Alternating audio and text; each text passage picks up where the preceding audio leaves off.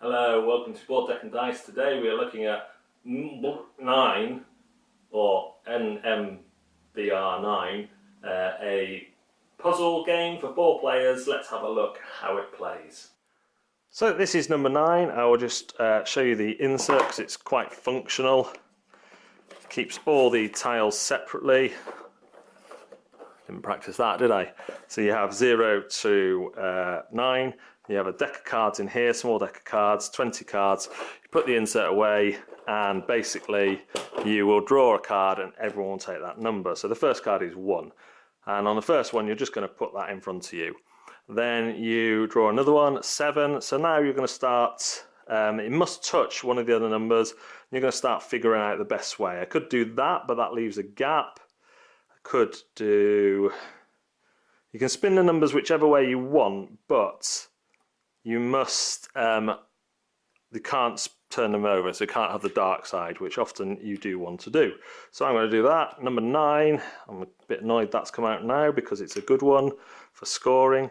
Now anything on this first level is going to be times by 0, so this whole level is scoring me 0 at the minute. So what I'm trying to do is create a stable platform, there's the other 9, for getting points. So now at this point I can actually go up a level. I could use it somewhere here to firm up or something like that, or the 9s obviously fit well together, but I want to get some points. So the rules for going up a level are you must cover the squares on at least 2 numbers and there must be no gaps underneath. So I could put this here because there's no gaps. I couldn't put it there because it would only cover the 9, but I could put it there. I'm just going to decide which is better actually. Is it better like that? Or actually I think I'm going to do it like that. I think that leaves me more space. So this level, next level up, the second level is times by 1. So that 9, I'm scoring 9 points. I've got 6 here. Unfortunately I'm not going to cover 2, so I can't get that up any higher. So I'm going to slip this in here like that. Another 7. 7s go quite well next to each other, so I'm going to pop that there. A 0. Zeros are the worst number, everyone hates them, but I'm just going to pop it on there just in case I need to build out that way. Another 1, that could be quite useful. Shame again, it's not the other way. Oh, I could do it like that, couldn't I? I might do it like that actually. A 4, now I regret doing that because that 4 would have slipped in there nicely, but I should be able to get this 4.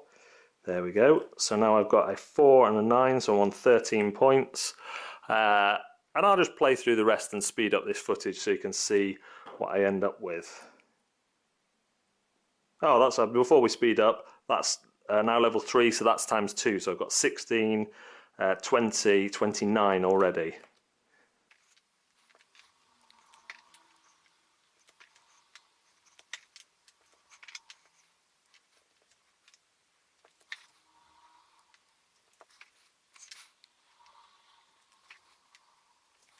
Okay, unfortunately the camera cut out before I quite finished, but I'll talk you through my score. I've just gone a bit far down here. So I start at the top, this is times 2, so I get 16, add another 8, it's 24, that's a 6, so 30, 39, 10 there, so that's 49, add 6, 55. All these ones on the bottom were just my base, and I'm not scored. So I got a score of 55, which is okay considering I was rushing, honest. So let's go see what I thought of number 9. Number 9 is quite a simple game. It's also quite a solitaire game in some ways, although you do look over at what everyone else is doing just to see how much they're scoring and whether you need to really concentrate on that upper platform or secure your lower ones. The rules are so simple.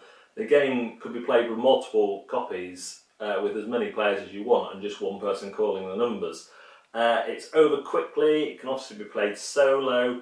It's just a nice game to play at the end of a night or in between games if you're waiting, because it's going to take 10-15 minutes each time. The numbers themselves are really cleverly designed to frustrate you largely because of the way they fit together or don't fit together. So some numbers fit together really nicely. I like to fit the 2 3s together, that gives a good base if they come up at the same time. But some of them, like the 7, you think would be a really useful number to fit in some of the gaps of the other numbers, but they're all designed so they make you want to turn them over to the back, which you're not allowed to do, to fit them, and they would fit better if they were that way around. And I don't know if that's by luck or design, but it feels like it's by design, because it's that thing where you go, oh, I want to turn it around.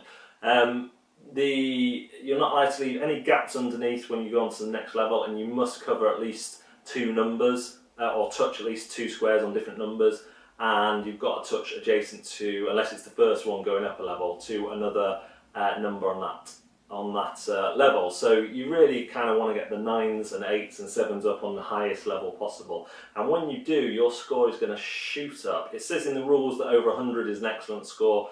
My best score in competition play is 85, and that is simply through getting 6s and 5s on the, I don't think I've got to the 5th level, which would be a ×4, because the first level is ×0, but I think I've got to the 4th level a number of times, so if I ever crack that 5th level, I'm expecting to get even bigger score. But yeah, it is what it is. It's not going to knock anyone's socks off or you know, absolutely amaze people, but everyone who's played it goes, oh, nice, I like that, and that's the kind of game it is. It's going to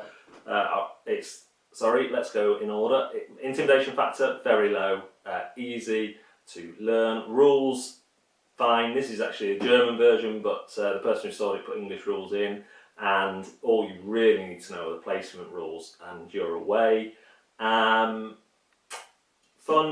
A lot of fun, that kind of frustrating fun as well, where you haven't placed as well as someone else, or you think you've planned well enough for that number and you're out by 1 square, so you can't actually put that number where you wanted to. But ultimately, yeah, a lot of fun, especially when you do something that works out, you know. And there is a little bit there is luck, because you're drawing from the cards, the 20 deck of cards, to see which numbers come next. But if you're making a kind of solid base, then that luck shouldn't affect you too much. You should still be able to get a decent score, I think, anyway. It is in my collection, and it's staying in my collection. It's just a really easy one to play, an easy one to pull out. It's seen, I think, the most plays out of any game in my collection, apart from Quirk, which is another quick playing family one. So that is 9. A recommendation for me, if you like your puzzle games and you want something quick and easy to play on games night, as a starter, closer, or in between games while you're waiting for people to play. Thanks very much for watching Board Deck and Dice. We'll see you next time.